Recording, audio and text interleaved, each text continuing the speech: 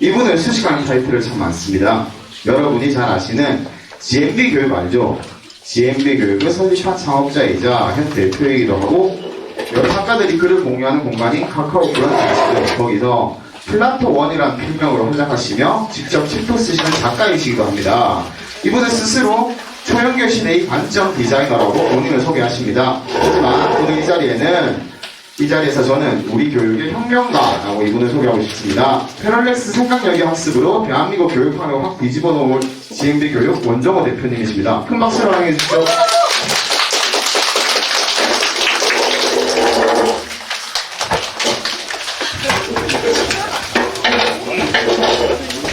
자, 오늘 인사드리겠습니다. 원장님, 제 들러가지고. 모임 반갑습니다. 우리, GMB하고 펠렉스가 전국에 한 700개 되는데, 우리 위원장이 굉장히 열성이 강합니다. 그래서 사실은 저희들이 전국의 학원들을 다 다니지 못하고, 저를 비롯해서, 2시간 동안 제가 50분 정도 우리 어머님들한테 정말 대한민국 교육이 어떤 문제가 있는지, 그리고 미국이나 세계 교육은 어떤 방향으로 걸고 있는지, 그 다음에 그런 관점에서 우리 애들이 앞으로 어떻게 공부해야 되는지에 대해서 설명을 드리도록 하고, 나머지 35분은 영어에 대해서 설명을 드리고, 그 다음에 또 35분은 수학, 이렇게 해서 2시간을 할애를 했습니다. 원래 제 강의는 한 2시간 정도 강의가 있는데, 오늘 여러분들한테 많은 부분들을 전달하기 위해서, 제 2시간짜리 강의는 유튜브에 있습니다. 한번 보시면 되시고, 제가 이제 감히 말씀을 드릴 수 있는 것들은, 하이데거의 존재와 시간이라고 하는 책에 보면은, 이 세상 만물은 모든 것들이 매 순간 변합니다. 죽었다가 깨어나는데 유일하게 변하지 않으면서 우리 자녀들을 괴롭히는 것이 대한민국 교육이다. 지금 우리 어머님들이 알고 계시는 교육의 개념은 2시간이 지나고 나가실 때는 전면적으로 바뀌고 있습니다. 좀 자신하시고 2시간을 여러분들이 지나시면은 정말 내가 많은 부분들을 착각하고 있습니다. 우리 애들을 어떻게 교육시켜야 할 것인가를 설명을 드리게 될 거고, 오늘 제가 듣기로는 여기에 이제 정부에서 입대하는 우리 최우 동생이 왔단 말인데, 우리 저런 친구들이 제 강의를 들으면 느끼는 적이 있습니다. 그래서 2시간 동안 여러분들이 집중을 해주시기 바랍니다. 자, 제 강의 제목은, 원래 제 강의는 생각이 열려야 세상이 열린다, 이렇게 해서 전국으로 이제 강의를 다니고 있는데, 오늘은 시간이 없기 때문에 우리 어머님들한테 직접적인 표현을 썼습니다. 대한민국 교육이 이대로면 필멸한다. 이런 말이 있습니다. 세상은 사람이 바꾸고 사람은 교육이 바꾼다. 결국은 이 세상이 보다 유명한 곳으로 흘러가기 위해서는 교육이 굉장히 중요한데, 지금 대한민국 교육이 굉장히 많은 문제점을 가지고 있다는 거죠. 자, 그런 부분들을 가지고 한번 이야기를 해보도록 하겠습니다. 자, 들어가기 전에 과연 펠렉스 하는데 펠렉스가 뭔지 하는 부분들을 제가 한 2분짜리 동영상을 가지고 왔는데 한번 보시기 바랍니다.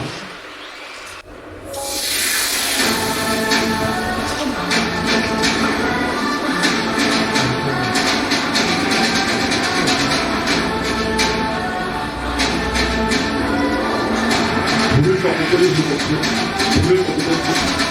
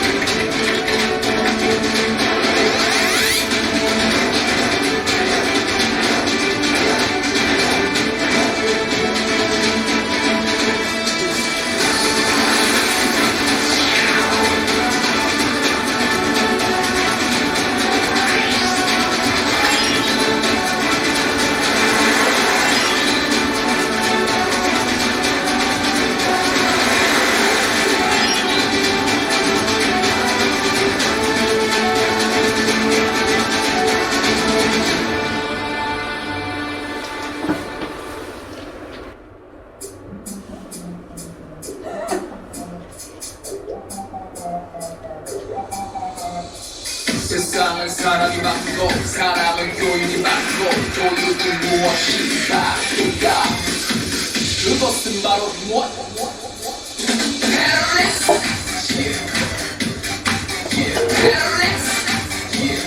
사유하고 질문하라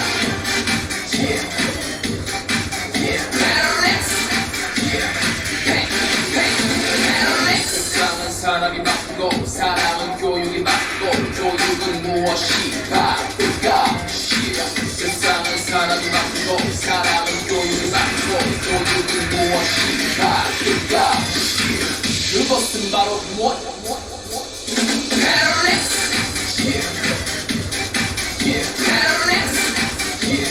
사유하고 질문하라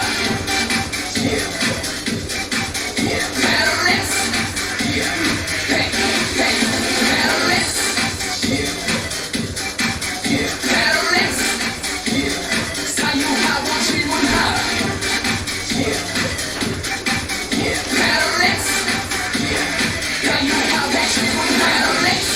패럴렉스가 바쁘시 오늘 잘 보셨죠? 저 6명 중에서 제가 있는데 혹시 아시겠어요? 네? 다시 보여드릴까요? 자, 어머님들 공부의 정의가 뭘까요? 공부의 정의가 사실은 좀 끊어도 됩니다. 끊어도 됩니다. 그렇게 해서 자, 어머님들 사실은 공부는 굉장히 즐거운 거예요. 근데 기본적으로 대한민국 교육이 학원 가서 학교 가서 단순하게 강의 듣고 문제 풀고 시험 쳐서 자기가 원하는 대학을 가면은 끝나는 것으로 공부의 정의가 되어 있는 것입니다. 공부의 정의는 그런 것이 아니에요. 교육의 목적은 단순히 지식을 주입하는 것이 아니라 우리의 영혼이 지혜의 배고픔으로 만드는 것이다. 이것은 제가 한 말이 아니고 2500년 전에 살았던 플라톤이라고 하는 대철학자가 이야기를 했습니다. 그러나 대한민국 교육은 주구장창 주입식 교육을 한다는 거예요. 수학을 왜 공부합니까, 어머님들?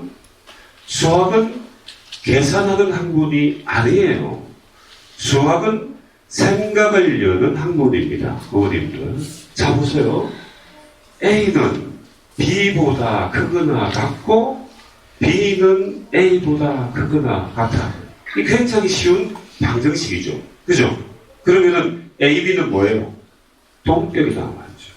자, 백인이 피부색이 검었다는 이유로 흑인을 노예로 삼을 수 있다면 흑인은 마찬가지 논리로 피부색이 하얗다는 논리로 백인을 노예로 삼을 수 있다. 그래서 흑인은 해방돼야 된다.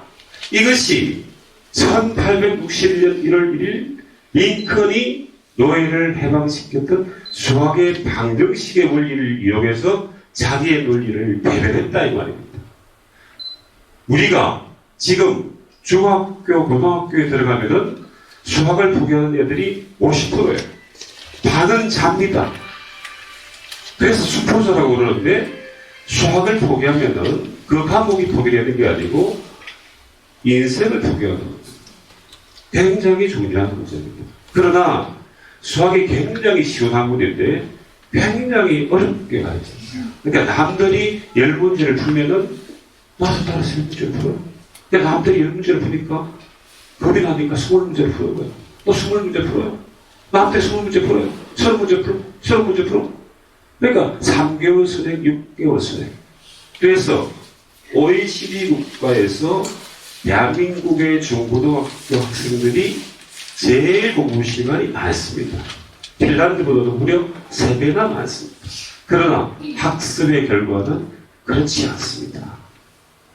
제 강의를 들으시면은 대한민국의 교육이 어떤 문제가 있고 그 다음에 교육은 어떻게 변해야 되고 그 다음에 그 변하는 과정에서 우리나라들은 어떻게 공부해야 되는지를 알게 되시고 그 다음에 실질적으로 오늘 짧지만 우리 어머님들하고 직접적으로 어떻게 수업이 진행되는지를 같이 수업을 한번 해볼 겁니다.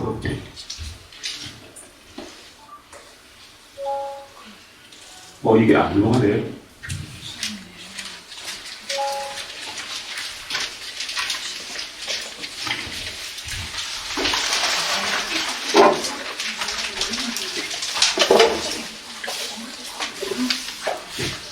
자, 제가 전국에 올해만 한 150군데 정도를 갔는데 이 사진은 광주에서 이제 우리 학부모님 세미나를 했는데 중학교 3학년 친구가 10명이 왔어요. 근데 그 친구가 제 강의를 듣고, 그 강의는 학부모님들에 대한 강의인데 그 친구가 소감문을 적었던 것을 저희들이 떠들게 됩니다. 들어보세요.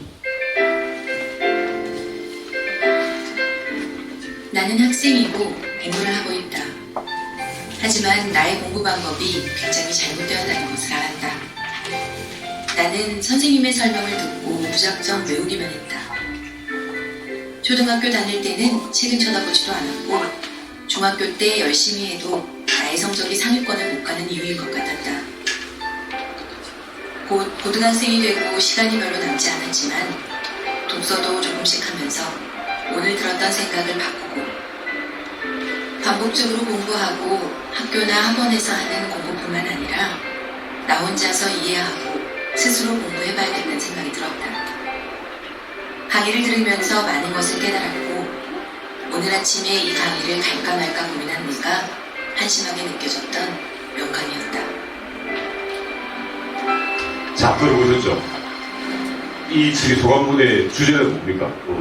아시는 분들 보세요. 모르겠어요? 마지막에 명강이었다 아니겠어요? 자, 어머님들.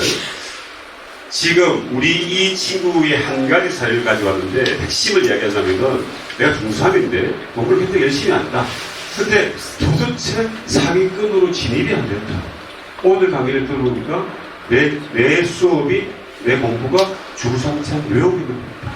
그리고 내가 독서를 안 했다. 시간이 없지만 매일매일 독서를 하고 그런 생각 의미로 공부를 해야 된다. 이런 겁니다. 지금 들어가기 전에 제가 제 소개를 간단히 드리면은 저는 89년도부터 99년도까지 삼성에서 10년 동안 근무하면서 삼성에서 4년 벤처로 GMB를 창업을 했습니다. 99년도에 100억이라고 하는 경로를 투자받아서 오늘날의 GMB를 창업을 했습니다. 그러면은 99년도에 100억이면은 어머니들 지금 돈을 한 사람 얼마입니까? 한 1,500억 됩니다. 그래서 삼성의 4대 벤처로 100억을 투자받아서 사업에 성공한 사람이 딱 2명이 있습니다. 하나는 GMB를 창업했던 치고 또 하나는 여러분들이 매일 쓰고 있는 네이버입니다.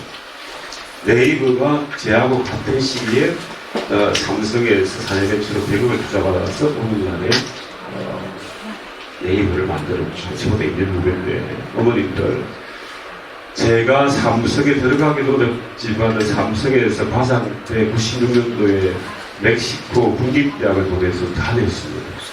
그 96년도가 인터넷이 발현됐던 시대고 제가 공부를 하면서 그 멕시코 국립대학교는 멕시코는 중간 문학이 굉장히 강한 동네입니다. 전 세계의 모든 대학생들, 교환 학생들이 오는데 제가 그때 이렇게 앞으로 시대는 인터넷을, 디지털을 이해하는 사람과 이해하지 못하는 사람으로 분명하게 구분이 된다.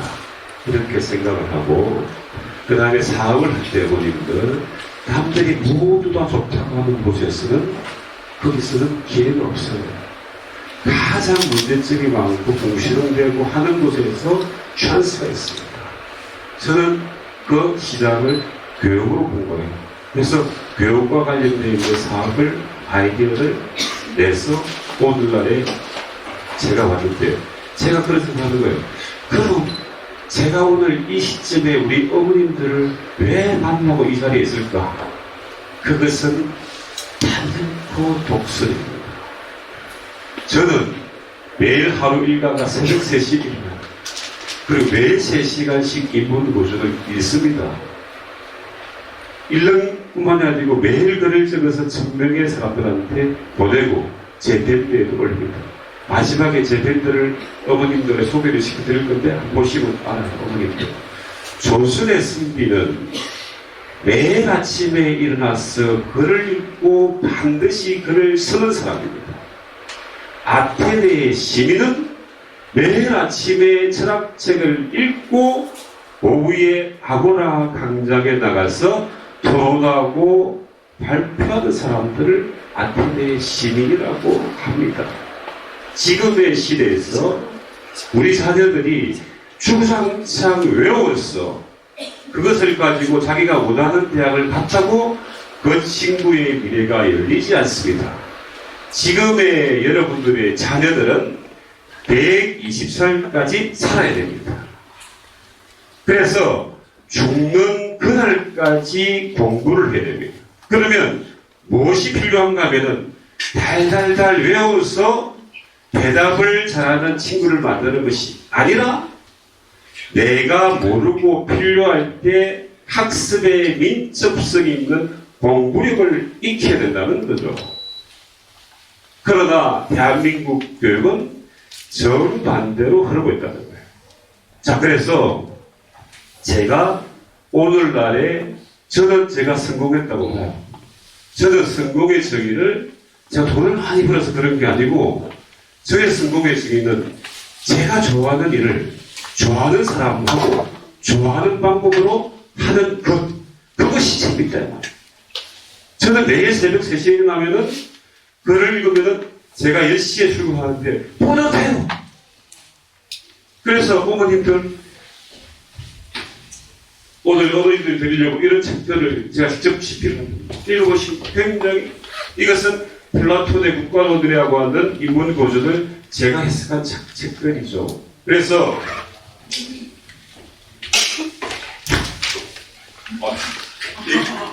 이게 좀 빠졌다. 제가 이거 나그네 선물님들 오늘 이거 뽑아가지고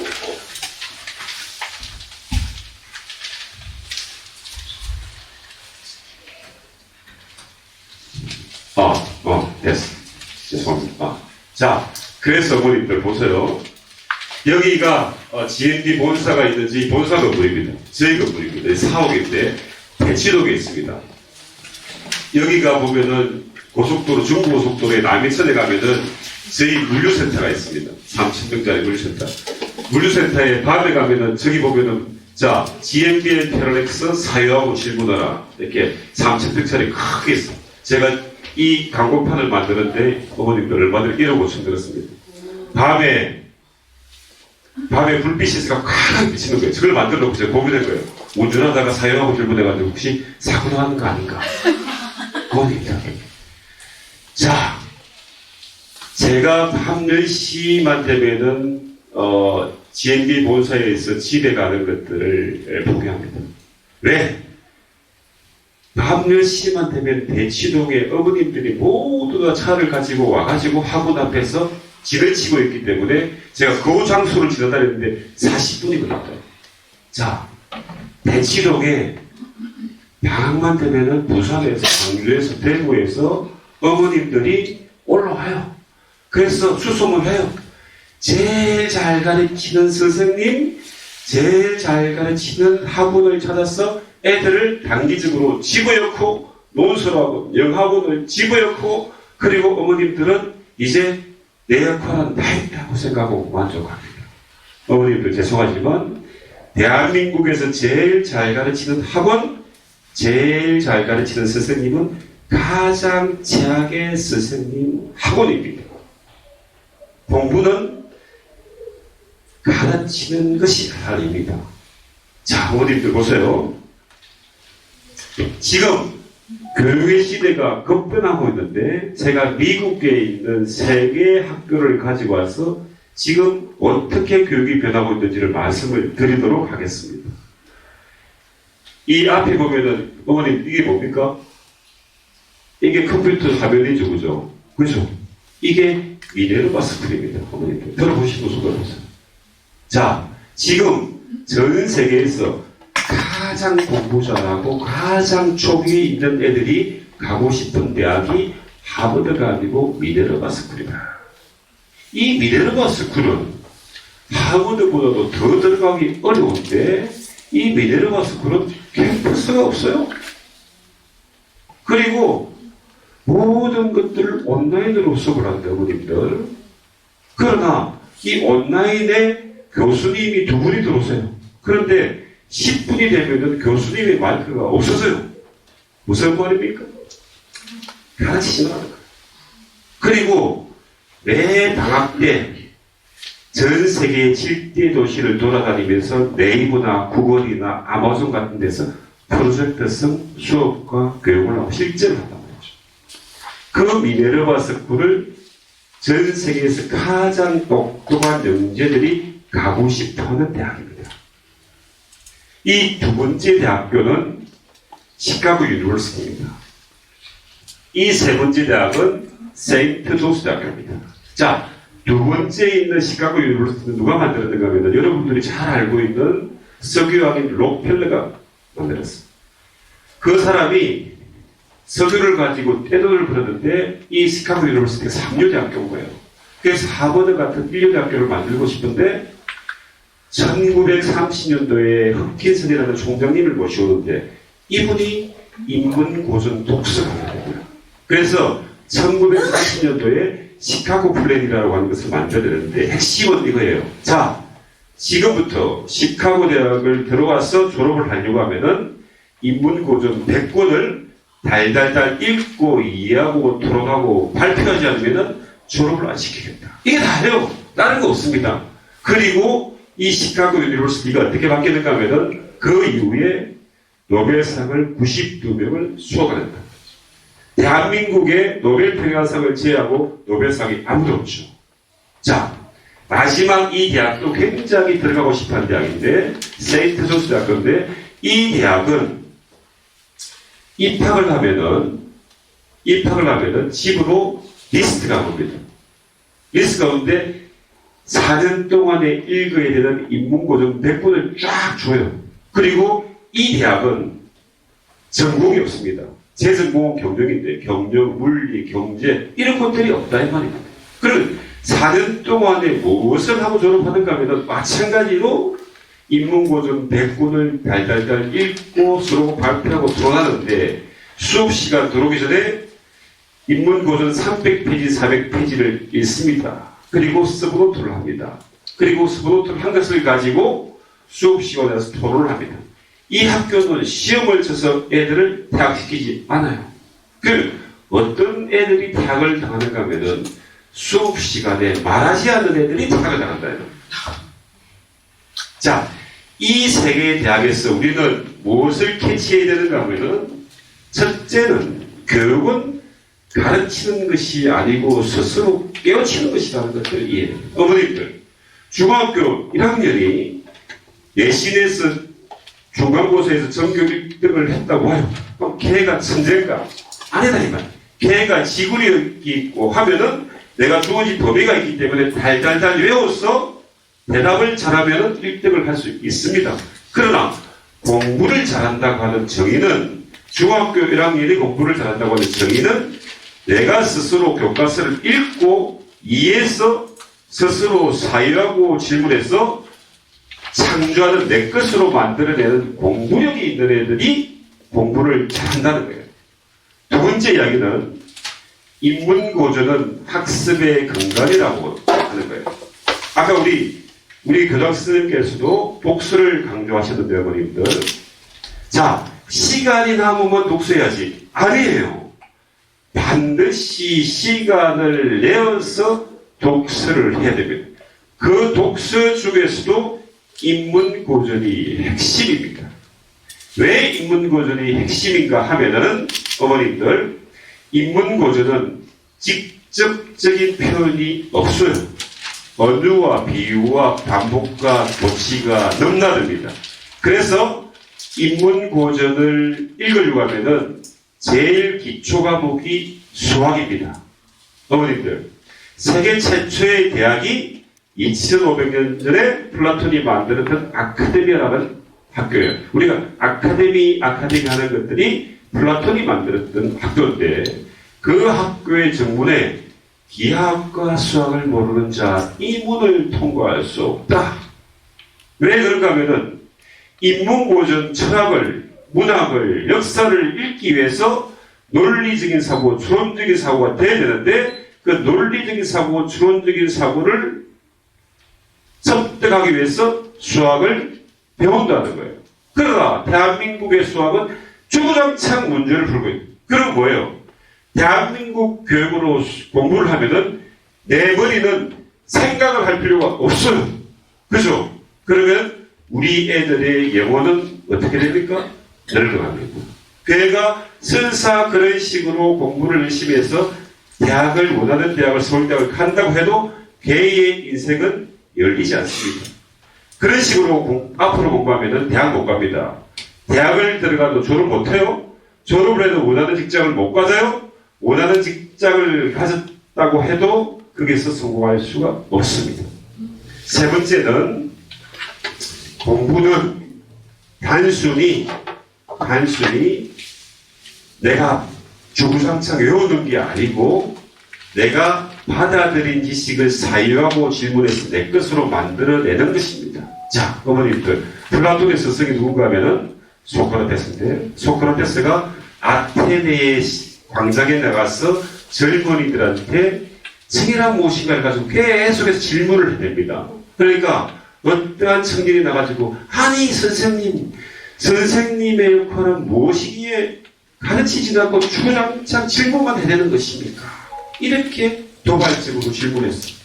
소크라테스 한 말이 나의 역할은 여러분들의 생각을 분만하는 삼파이구시를 할 뿐 생각을 잉태하는 사람은 누굽니까? 바로 당신이다. 그러니까 선생님이 열심히 잘 가르치면 내 머리는 생각할 필요가 없어요. 듣고 있으면 되는 거예요. 그것이 공부가 아닌 거예요. 우리가 알고 있는 인문고전의 모든 성현들은 받아들인 지식을 그대로 뱉어낸 사람이 아니고 사유하고 질문해서 내 것으로 뱉어냈단 말이죠. 자, 어머님들, 만륜력의 법칙을 누가 만들었습니까? 뉴턴이 만들었죠. 뉴턴이 안 만들었어요. 만륜력의 법칙은 뉴턴의 앞에 있던 과학자인 케플러가 발견한 거예요. 그러나 케플러가 만륜력의 법칙을 발견하고 이것을 수학적으로 증명을 못한 거예요. 그 수학적으로 증명한 사람이 뉴턴이다. 그러면서 이 뉴턴은 이런 말 합니다. 나는 거인의 어깨 위에 올라간다. 여기서 말하는 거인이 누굽니까?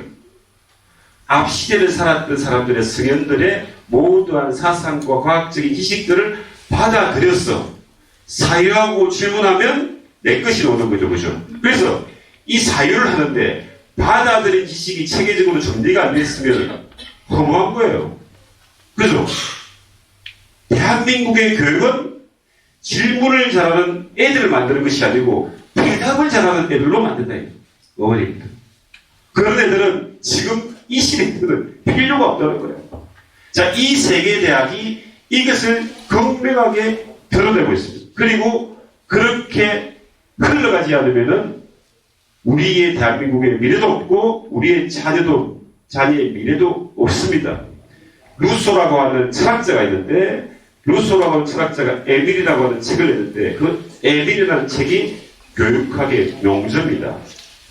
거기에 부모와 선생님의 역할은 분모여야지 분자이면 안 된다. 이런 말이 있어요. 그 말이 무슨 말인가 하면은 우리 자녀들의 잠재력은 10이에요. 그런데 우리 어머님들이 그 자녀들이 너무나 소중하기 때문에 너무나 많은 것들을 주장적 집어여준 거예요. 그러면은 그래서 10의 역할을 한 겁니다. 그럼 부모의 역할이 10이니까 10분의 10이면 얼마 됩니까? 1밖에 안 된다. 그럼 부모의 역할이 어떻게 되는가 하면은 버려서 딱 한 가지만 남겨야 되는 거예요. 그것들이 생각력입니다.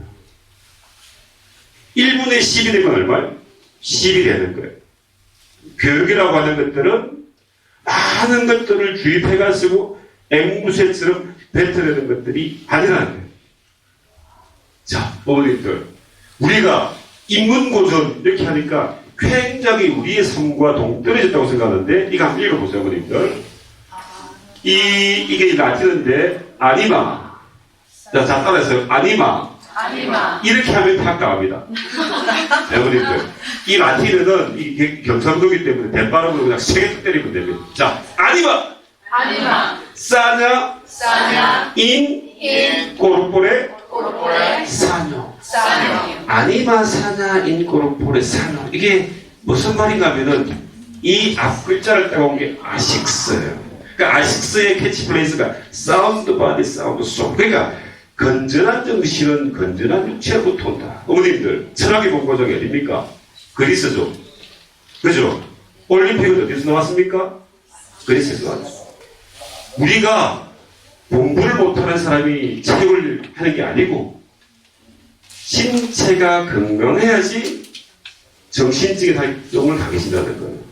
그런데 대한민국의 보면은 고등학교 때 체육 시간에 뭐 하고 있습니까? 공부하고 있단 말이에요. 공부. 이게 문제다. 자, 어머님들 인문고전의 제일 첫 번째 들어가는 과목이 플라톤의 국가론이라는 책인데 그 국가론의 기게스의 반지라는 책이 있습니다. 그 기게스의 반지라는 책을 가져와서 반지의 제왕이 나온 거예요. 어머님, 요 최근에 하정우의 신과 함께 그 영화 했죠, 그죠? 그 웹툰을 가지고 온 건데 그 웹툰은 어디서 가져왔는가 하면은 플라톤의 국가론에 보면은 에르의 전설이라고 하는 신화역에서 가져왔단 말이에요. 결국은 인문고전이 뭐예요? 문학, 역사, 철학이에요. 문학은 뭡니까? 문학은 인간이 살아가면서 일어날 법한 모든 것들을 상상력을 총동원해서 만들어낸 허구 작품이다. 어머님, 레미제라블이 문학이죠. 그죠? 문학인데 철학입니다. 그 문학을 이해하려고 하면은 철학을 모르면 안 되죠. 왜?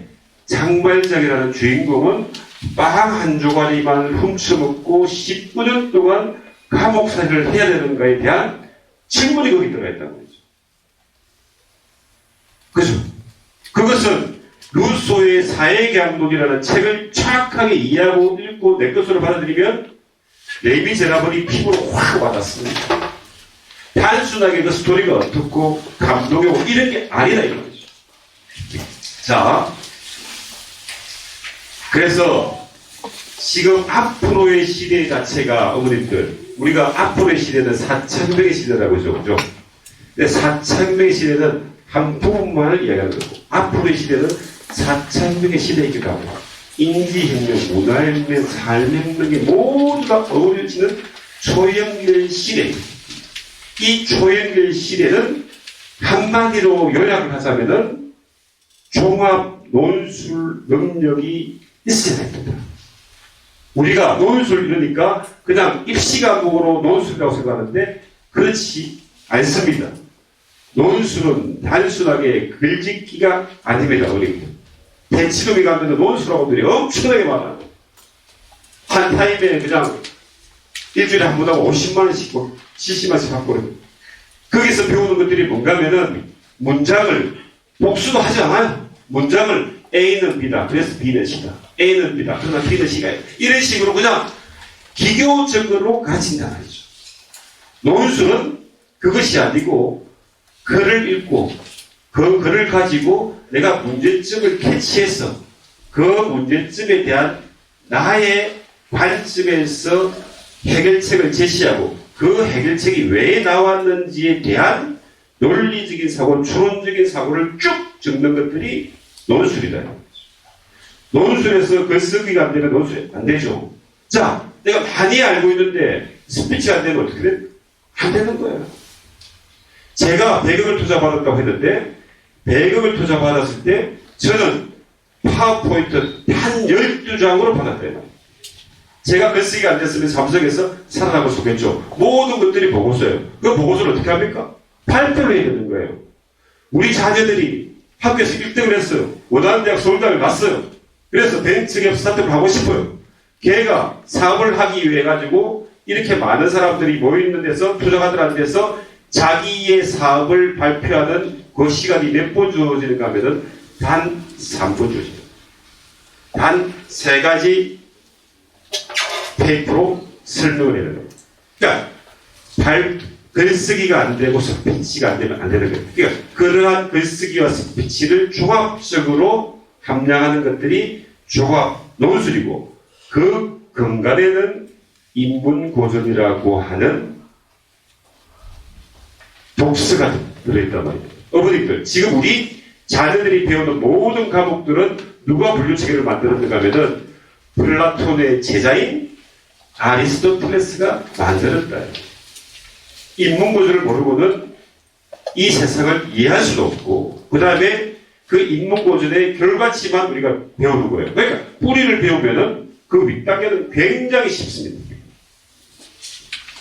자, 그래서 이 펠렉스라고 하는 뜻은 다른 게 아니고 받아들인 지식을 관점을 달리해서 재해석해서 새로운 가치를 창출하는 학문 탐구 자세입니다. 다시 말씀드리면 받아들인 지식을 관점을 달리해서 새로운 가치를 창출하는 학문 탐구 자세. 이것은 플라톤이 그의 제자 아리스토텔레스를 가르쳤고 소크라테스가 플라톤을 가르쳤던 학문 탐구 자세를 말하는 겁니다. 지금 어머님들이 보시는 이 왼쪽에 있는 그림이 16세기 전자화가인 라파엘로의 아테네 학당이라는 그림인데, 이 그림에 나오는 54명이 전부 다 철학자입니다. 그 철학자 중에서 제일 중심에 있는 사람이 누굽니까? 플라톤이에요. 그 옆에 있는 사람이 그의 제자 아리스토텔레스입니다. 그래서 이것을 그대로 형상해서 가져온 게 펠렉스의 로고죠. 그래서 여러분들이 보시는 왼쪽에 있는 사람이 플라톤이고, 그러니까 펠렉스의 GMBS 선생님들은 플라톤의 역할을 하는 것이고, 손을 잡고 있는 그 옆에 있는 사람은 제자 아리스토텔레스만. 그럼 펠렉스의 학원을 가르치는 것이 아니고 모든 것들을 스스로 공부하고 발표하고 하는데, 이 그림을 애들한테 해석을 해보라고 하면 초등학생 애들이 어떻게 해석할까요? 여기는 우리 엄마고 여기는 나인데 내가 학원에 가기 싫은데 손에 편지 가지고 지금 질질 끌려다니고 있다. 이렇게 굉장히 재미있는 이야기가 어머니입니다. 자, 펠렉스 뜻은 아시겠죠, 그죠? 멋있습니까? 네, 제가 만들었습니다. 근데 오늘 시간이 너무 없네요. 네, 뒤에서 지금 급하고 있는 말 하는데. 자, 그래서 어머님들, 수능도 융합이고, 어머님들, 인문고전이 백업이 됐으면 수능이 안 되는데, 수능의 첫 과목이 뭡니까? 국어죠. 국어가 80분 시험 치는데, 비문학이 반입니다. 비문학이 뭐예요? 인문고전입니다. 애들이 고등학교 가서 굉장히 어려워하는 과목이 뭔가 하면은 사회탐구협력이에요. 그 사회탐구협력이 전부 다 뭐예요? 인문고전이에요. 그 다음에 문학도 인문고전의 백그라운드가 없으면 어머님들 이해를 못합니다. 그 다음에 영어도 어머님들 단순하게 문법만 이해하고 해석 잘한다고 문제가 풀리지 않습니다. 적어도 수능에서 1등급 정도 받으려고 하면은 그 영어도 인문학적인 배경 지식이 없으면 안 돼요. 안 됩니다, 어머님. 그 다음에 인문학을 제대로 공부하면은 수학적인, 논리적인, 추론적인 사고가 굉장히 늘어납니다. 백조 어떻게 됐습니까? 백조는 1, 0, 0, 0, 14개 처리합니다. 너무 길죠? 그러니까 그냥 뒤에 0 있는 14개를 위에 올려가지고 10의 14승이라고 얘기하자. 이렇게 뭐예요? 그 시수법칙이에요. 수학도 뭐예요? 또 다른 원어다 이 말이에요. 어머님들. 국어 아시죠? 국어이라는 말을 빌려낸 건데 백의 백승을 얘기해요. 백의 백승 뭐예요? 무한대. 국어에 들어가면은 모두한 정보는 다 있다. 결국은 수학을 포기하면은 세상을 포기하는 거다. 결국은 인문고전이 근간에 있으면은 국어도 굉장히 쉬워요. 논술도 쉬워지고. 그 다음에 대학학 공강을 끝나가지고 사회 나가가지고 스피치에도 벌쓰게 되죠. 그 다음에 영어도 쉽고 다 쉽다는 거예요. 자, 그런 것이고. 그 다음에 이 인문고전을 공부하다 보면 생각이 열려요. 왜 그런가 하면 어머님들. 자, 보세요. 우리가 알고 있는 인문고전에 나오는 모든 성인들은 받아들인 지식을 그대로 뱉는 사람은 아무도 없죠. 전부 다 생각을 열어서 자기 관점에서 이 세상을 해석한 거고, 시대의 아픔과 질문을 가지고 뭔가의 솔루션을 제공한 사람들. 그런 사람들하고 매일 접촉을 하게 되면 나도 그런 사람들이 되는 거예요. 어머님들. 구글이 뭐예요? 구글이 생각을 바꾸면은 예전에 오프라인에 있는 백과사전입니다. 백과사전. 그것을 온라인에 옮겨놓으면 구글이에요. 복잡한 게 아니에요. 우리 애들이 열심히 공부해가지고 구글 입시해주고 치열하게 사업하는 것이 아니고 프로 같은 데서 왜 내가 못 만들어? 이런 생각을 해야 된다고. 어머님, 자 보세요. 아마존이 뭐예요? 동네의 서점이 백과사전. 서점. 어머님들, 마켓컬리가 뭡니까? 새벽 배송이죠. 압니까? 마켓컬리? 그럼 이 경상도에 보면은 옛날에 어릴 때 우리 어릴 때 있어 부산 사람인데 어릴 때 제치국 엄마 아주머니가 와서 제치국 사줘 이거 있지 않습니까? 그거 그냥 온라인 옮겨놓으면 마켓컬리가 되는 거예요. 진짜입니다. 그리고 마켓컬리의 대표가 울산 여고를 한단 말이에요. 그래서 우리 애들이 생각을 열면 이 세상이 굉장히 넓어지는 거예요. 지금처럼 공부를 하게 되면은 굉장히 공부를 잘하는 노예로 만든다.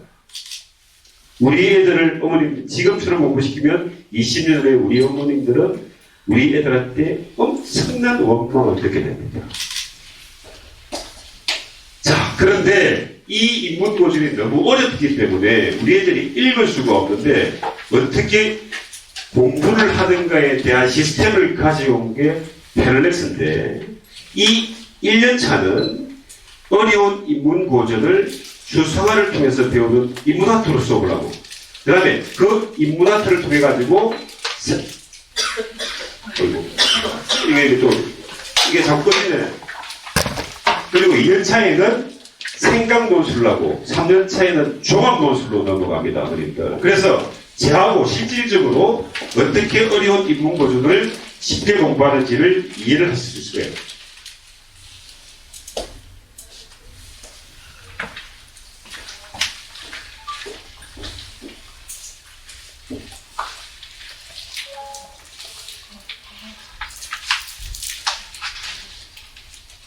자, 어머님들, 오늘 조금 늦으셔도 괜찮죠? 문제 있는 사람 손 들어보세요. 오늘 중요한 날이기 때문에 조금 시간을 더 쓰겠습니다. 자, 어머님들. 자, 펠렉스 생각일기 학습 방법을 펠렉스 학원에 오면은 습관화시킵니다. 만약에 이 펠렉스 생각일기 학습 방법이 습관화되면은 걔는 전교 1등하는 게 문제가 아니고 수능에서 만점 받는 건 전혀 문제가 안 돼요. 자, 그러면 그게 어떤 부분인지를 말씀드리면은 대한민국에서 제일 공부 잘하는 사람이 다산 전략의 선생님입니다. 이 학습 방법은 통독하고 정독하고 반복 정독하고 초수하고 반복 초수하고 사이하고 질문해서 창조하라. 여기서 통독 정독 반복 정독 초수를 뭔가하면 뽑을 줘요. 책을 읽으면서 중요한 문장을 뽑아야 되는 거예요. 초수하고 반복 초수하고 사이하고 질문해서 자기 것으로 만드는데 다산 정약용 선생님은 이것을 몇 분 하는가 하면은 100번을 한다. 100번을. 그래서 대한민국에 공부 잘하는 사람 모두 다 스브노트가 있습니다. 또 그러니까 올해 수능에서 만점 받았던 부산의 김해 외고의 친구가 있는데 그 친구의 학습 방법의 핵심이 뭔가 하면은 단계적인 학습법을 이용했습니다. 그 친구는 집이 가난해가지고 학원을 안 다니고 스스로 공부를 했습니다. 근데 그 친구는 책을 읽을 때 처음부터 내가 끝까지 파야지 하고 읽지 않습니다. 처음에 쭉 읽고 넘어가요. 통독 20% 읽겠죠. 그 다음에 계속해서 반복하면서 깊이 들어가는 거예요. 그것이 다산 정약용 선생님의 학습 방법을 그대로 도입을 한 겁니다. 그리고 그 친구는 수능 들어가기 전에 한 달 전에 교장선생님한테 교장선생님 제가 올해 수능에서 만점을 받을 거니까 블랙카드 걸어주십시오를 계속 얘기한 거예요. 왜? 자신이 있다는 거예요. 저도 대학 다닐 때 경력학 서브노트가 15건도 있고 지금까지 쓰고 있어요. 그러니까 이 서브노트의 학습 방법을 체계적으로 익히면 걔는 공부에 신이 된다는 거예요. 그 다음에 그렇게 서브노트를 하고 나서 거기서 멈추는 것이 아니고 그것을 내가 가르쳐 보는 겁니다. 누구한테? 펠렉스 수학학원에 오면은 자기가 강의를 듣는 것이 아니고 선생님을 가르칩니다. 가르치기 전에 P노트라고 하는 펠렉스 노트로 자기가 개념을 듣고 서브노트를 합니다. 한 번, 그 다음에 학원에 와서 다시 벤치 테스트로 한 번 더. 그래서 그 스무노트한 것을 가지고 선생님을 가르치는 거예요. 펠렉스 생각논술 수업에 들어오면은 사전에 앱으로 100번을 듣습니다. 시간이 많이 걸리잖아요. 듣고 와서 친구를 가르치고 발표하고 토론하는 것이 선생님한테 수업을 듣지를 않습니다. 자, 그렇게 하는 것들이 존 스튜어트밀에 가르칠 수 없는 것들은 지식이 아니다는 학습법입니다. 서양에서 제일 공부 잘하는 사람이 존 스튜어트밀이라는 공리주의 철학자인데, 이 존 스튜어트밀은 어떻게 공부했는가 하면은 아버지가 제임스 밀이라고 하는 철학자인데, 아버지한테 매일 아침에 산책을 할 때 자기가 전날 밤에 읽었던 인문 논술을 서부트를 해가지고 아버지하고 산책을 하면서 쭉 설명하는 거예요. 설명을 하는데 설명이 안 되죠? 다시 와서 서부트를 다시 합니다. 그것을 반복을 해서 아버지한테 설명을 하고, 그 다음에 이 존 스튜어트밀이 9남매의 장남인데 8명의 동생들을 가르치면서 지식을 내 것으로 만듭니다. 이것이 존 스튜어트밀의 가르칠 수 없는 것들은 지식이 아니라는 것이고, 이 존 스튜어트밀의 학습 방법을 그대로 도입해서 세계적인 대학이 된 게 아까 말씀드렸던 시카고 유니버시티다. 그 다음에 마지막으로는 소크라테스의 사회학을 공부해요. 그래서 그렇게 내가 체계적으로 수업해서 내가 가르쳐봤어, 내 것으로 만들었어, 그것을 그대로 앵무새처럼 뱉어내는 것이 아니고 내 생각을 주입해서 내 글을 적는 것들이에요. 그래서 자유하고 질문하는 것이고, 펠렉스의 핵심적인 키워드가 자유하고 질문해서 창조하는 거예요. 제 말 이해되시죠? 그럼 거기서 끝나는 것이 아니고, 그렇게 내 것으로 받아들인 것들을 마지막에 어떠한 추상 그림으로 그려볼지를 쭉 해서 직접 추상 그림을 그려보는 거예요. 그러면 그 지식은 평생도록 머릿속에서 없어지지 않습니다. 그러면 인문고전이랑 추상화랑 왜 밀접한가 하면은, 인문고전은 평생토록 완독이 없다. 읽을 때마다 새로운 거예요. 추상화는 볼 때마다 새로운 거예요. 그러니까 추상화를 보면서 계속해서 생각이 확장이 되는 거예요. 제 말 이해되셨죠? 그죠? 그렇게 공부하는 것들이 펠렉스 생각력이 학습 방법이고, 그 학습 방법을 제가 지금부터 간단히 보여드릴게요. 이것은 제일 처음에 수업할 때 플라톤의 국가론이라는 책의 사과, 이상적인 국가가 무엇인가에 대한 것들을 이 그림으로 설명을 했습니다. 우리들 이 그림 보세요. 이 그림은 6가지의 조각으로 나눠지는데, 여러분들 이거 보세요. 이게 보면은 이게 바다 같습니까? 바다가 희가가 도는 것이고, 이 희가가 도는 바다는 플라톤이 살았던 아테네의 혼란한 정치 환경을 의미합니다. 아테네의 혼란한 정치 환경에서 하나의 신전이 되는데, 이 신전은 플라톤이 꿈꾸었던 이상적인 국가를 의미하고, 그 이상적인 국가는 3가지의 기둥이 필요한데, 그 3가지의 기둥 중에서 한 가지는 금의 형성을 한 지혜의 기둥이고, 하나는 은의 형성을 한 용기의 기둥이고, 나머지 하나는 구리의 형성한 절제 기둥이 필요하다고 하였습니다. 라고 일단 통독으로 쭉 정리했죠. 그죠? 자, 이렇게 정리해서 수업에 들어오기 전에 이것을 6분짜리 동영상을 자기가 보는데 4번이 반복됩니다. 들어보세요.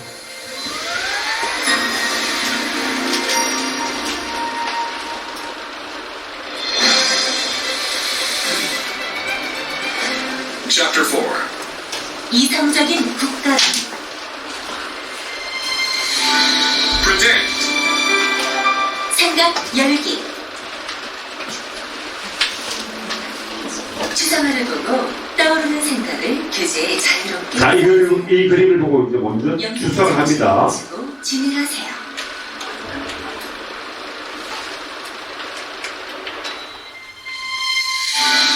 Bill. 지식 쌓기.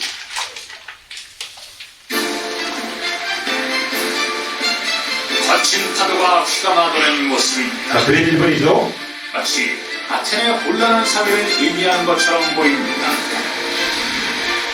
여기 플라톤의 꿈꾸는 이상적인 도시국가가 우뚝 솟아있습니다. 이게 그림 2번이고, 새 기둥은 이상적인 국가가 거친 파도에 흔들리지 않도록 든든히 받치고 있습니다. 이게 그림 3번이죠.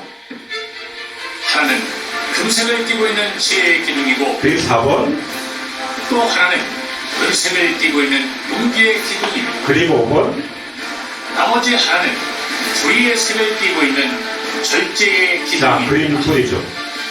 이상적인 국가는 이 세 계급이 각자의 위치에서 충실히 자기 역할을 수행할 때 이룩됩니다. 자, 통독이 끝난 거예요. 이제는 그림만 놓으면서 네 머릿속으로 정리합니다. 두 번째로 넘어가는 거예요.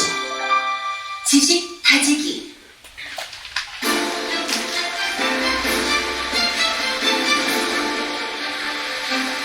그림 1번 봤죠? 아테네 혼란한 정치 환경을 의미하고, 그림 2번은 플라톤이 꿈꾸었던 이상적인 국가를 의미하고,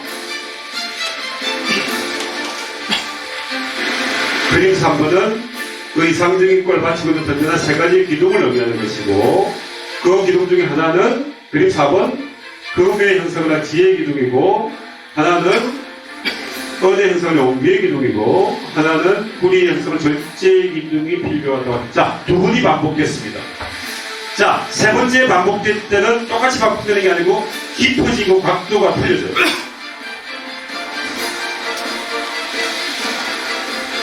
지금 뒤에서 시간이 없다고 하면 아닙니다.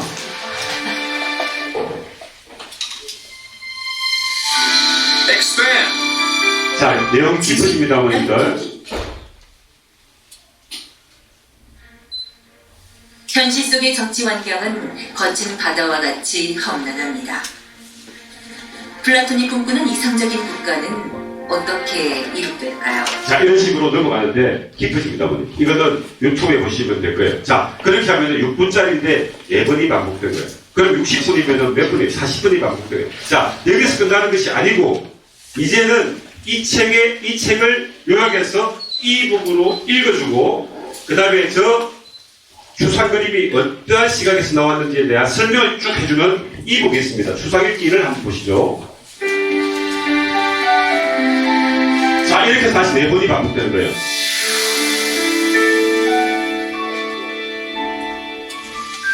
이것도 6분짜리입니다. 지금으로부터 약 2500년 전 고대 그리스의 철학자 플라톤은 아테네의 명문가에서 태어납니다. 유년 시절 플라톤은 문학 소년으로 불릴 정도로 문학에 뛰어난 재능을 보였고 레슬링 선수로 활약할 만큼 신체 건강한 소년이었습니다. 플라톤의 본명은 아리스토클레스로 전해지고 있지만 어깨와 이마가 유난히 넓었던 그를 평평하다는 뜻의 플라톤이라 불렀고 그것이 그의 이름이 되었습니다. 어려서부터 시를 쓰고 자, 이런 식으로 해서 6분짜리가 또 깊어집니다. 그러면 훨씬 내용이 풀리죠. 그러면 이제 저걸 다시 60분 동안 하면은 여러분들 80분이 반복되죠. 그러면 거기서 끝나는 것이 아니고 이제 이 책을 가지고 본인이 중요한 부분들을 발치 복수하는 거예요. 자, 이해되시죠? 그죠? 그러니까 어려운 인문 고전을 1페이지부터 읽으려고 하는 순간 원했습니다. 그래서 우리가 옛날에 학교 다닐 때 수학 정석에 집 한 번씩 그은 거예요. 길로 넘어가지 않는 거예요. 자, 그렇게 공부하는 것들이 펠렉스 생각력의 학습 방법이 있고, 우리 학생들이 펠렉스의 학원에 와서 이 학습 방법을 3개월만 익히면 그 친구는 평생토록 공부력이 장착이 됩니다. 이것은 농담이 아닙니다, 어머님들. 그래서 열공을 하는 것이고, 지금 전국의 1700개 학원들의 GMP나 펠렉스 학원들이 이 수업을 하고 있는데, 자, 어머니 보세요. 그렇게 해서 그냥 외우는 것이 아니고 내가 이제 글을 넣는 거예요. 이거 재밌습니다. 그리고 처음에는 그 그림에서 자기 색칠질 해보는 거예요. 필요하면 자기가 그림을 그려보도 되는 거예요. 그래서 나중에는 나만의 마이 인문학 두개 필요합니다. 이것은 제 필명이 플라톤입니다. 플라톤의 에세이 두개. 그렇게 되는 겁니다, 어머님들. 플라톤이 보면은 어머님 수염이 있습니다. 그래서 제가 플라톤을 좋아하기 때문에 수염을 기르는 거예요. 어머님들. 자, 그렇게 해서 이런 글들을 이게 시간이 있으면 여러분 저기서 좋은 내용들을 우리들 불러가지고 한번 읽고 해도 되고 시간이 없어요. 자, 이렇게 나누는 것이고. 그래서 이것은 이제 실질적으로 수업했던 애들의 이렇게 막 자기가 막 발표하는 거죠. 그 다음에 이 친구는 초등학교 3학년입니다.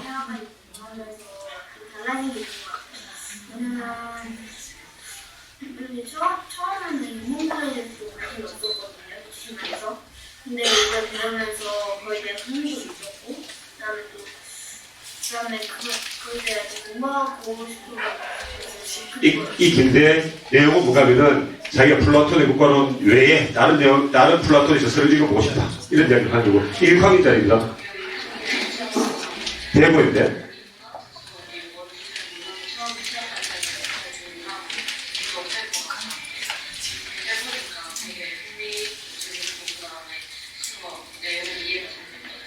자, 그래서 펠렉스 속에 오는 공통적인 내용이 뭔가 재밌는 거예요. 공부가 재밌다고 합니다. 그리고 어머님들이 굉장히 우려하는 부분들이 토론을 잘할까? 너무 잘해요. 그리고 공부 못하는 애들일수록 토론을 잘해요. 왜냐하면 그만큼 열려있는 거예요. 공부 잘하는 애들을 보고 자, 이 그림이 뭘까요? 하면은 걔들 특징이 뭔가 하면은 책을 찾아봐요. 진짜로. 공부를 못하는 애들은 자기 생각을 해요. 그래서 어머님들, 여러분들의 자녀들이 공부 못해도 구박을 하면 안 돼요. 걔가 머리 나빠서 공부 못하는 게 아니고 대한민국의 교육의 문제고 정말 공부를 못했다면 우리 어머니들이 머리가 나빠서 공부 못해요. 그러니까 절대로 못하면 안 된다. 제발 이해되셨죠? 자, 그래서 어머님들 사실은 제가 이 강의를 2시간 하면은 어머님들이 더 좋아해가지고 아침밥이 있습니다. 그래서 이게 어른들을 위한 생각학교가 있는데 사실은 이제 우리 애들이 수업을 하기 시작하면 어머님들한테 이런 말을 해요. 플라톤에 있는 철학을 이용해가지고 우리 엄마는 이승이 용괴dom을 못 받아가지고 불타는 욕망이 집해가지고 집에 빽이 너무 많다. 또 우리 아버지가 너무 괴롭다. 이런 이야기를 하고 엄마가 밥 먹어야 하면은 엄마 나는 배부른 돼지보다는 배고픈 소한테 살아야겠어. 이랬다. 어머님들이 사실은 같이 독서를 해주면 훨씬 더 관계도 좋아지고 심지어 일단 재밌습니다, 어머님들. 자, 이런 가족들이 있고, 이 지역에서도 개설됐고, 자, 마지막으로 정리를 하면은, 초연길 시대의 인재상은 다른 게 아니고, 일단, 어머님들, 공부력이 핵심이죠. 지금 공부 잘하는 게 중요한 게 고 몰랐을 때 빨리 받아들이는 공부력이 핵심이고, 공부는 방법적으로 있습니다. 그 방법을 펠렉스 생각내기를 습관하는 것들이 필요하고, 두 번째는 그렇게 받아들인 지식을 사유하고 질문해서 내 것으로 만들어내고 그 다음에 내가 종합적인 논술 능력을 가지고 있었어. 20세기의 지성 러셀이라는 사람이 이런 말 했습니다. 단순하지만 억누를 수 없는 욕망이 나의 인생 전체를 좌우했는데 하나는 사랑에 대한 갈망, 또 하나는 지식에 대한 탐구욕, 나머지 하나는 인류의 고통에 대한 참기 힘든 연민이 그것이다. 지식을 자기만 이용해서 서임을 쓰게 되면 종과 기사가 나는 거예요. 종과 기사가. 그래서 그것들이 세상의 아픔과 이런 부분들에서 연면을 가지고 내가 세상을 위해서 내 지식을 이용할 때 그 사람이 참 지식인이 되는 것이고 그러한 인재를 기르기 위해 가지고 펠렉스라고 하는 프로그램들을 만들었다는 말씀을 드리고 그 다음에 제가 시간이 없어서 아쉬운데 우리 이거 찍어가십시오. 제 글들이 모든 글들이 이 네이버 밴드하고 브런치에 있고 유튜브에 펠렉스 생각력이라고 하면 제 강의가 어머님들 한 몇십 분 있습니다. 그래서 2시간짜리 강의를 10번 보세요. 10번. 그러면은 자녀들의 교육관이 정말 많이 바뀝니다. 자, 되셨죠? 제가 시간을 10분을 더 할애했는데 여러분 양해해 주시고 바로 이어서 어머님들 영어에 대해 가지고 우리 본사의 이은미 팀장이 어머님들한테 소개를 시키도록 하겠습니다.